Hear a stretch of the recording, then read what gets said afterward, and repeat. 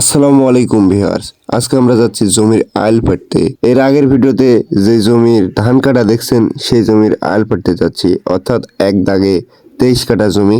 সেই জমির আইল পাড়তে যাচ্ছি আজকে, কারণ আমাদের এগুলো মাটি শুকায় গেছে। আমরা দূর থেকে দেখতেছি যে আমাদের জমির নিচে একটি জমিতে ক্ষীরা লাগাইছে।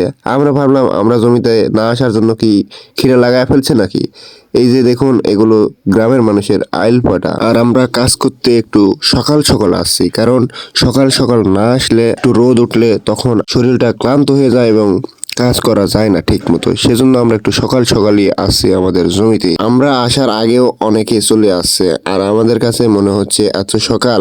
এই যে আপনারা দেখতেই পাচ্ছেন ক্ষীরার জমি, আর উপরেরটাই আমাদের জমি। আমরা দূর থেকে ভাবছি যে আমাদের জমিতে ক্ষীরাগুলো লাগাইছে, কারণ আমরা অনেকদিন ধরে ধান কাটার পরে এই জমিতে আর আসতে পারিনি, সময় পাইনি তেমন।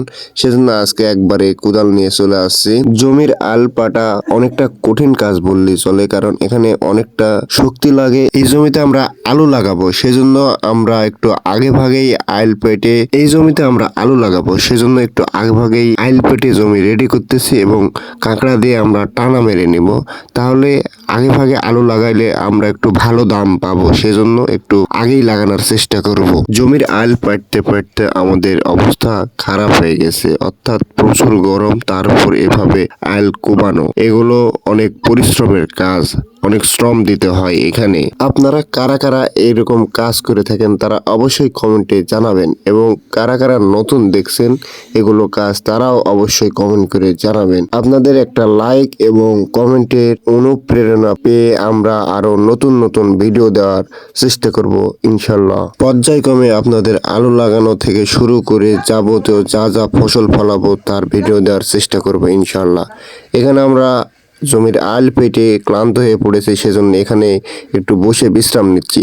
পরে ভাবলাম যে এখানে বিশ্রাম নেওয়া যাবে না, আমাদের জমির আইল পাটা হয়ে গেছে। আপনারা এর আগের ব্লগে হয়তো বা দেখে থাকবেন, একটা ডিপ ঘরে আসছিলাম বিশ্রাম নিতে। সেখানে আজকেও আবার আসছি, কারণ এখানে অনেক গাছপালা আছে এবং বসার সুন্দর জায়গা রয়েছে, সেজন্য এখানে এসে আমরা বিশ্রাম নিচ্ছি। তো আপনারা আমাদের জন্য দোয়া করবেন। আল্লাহ হাফেজ।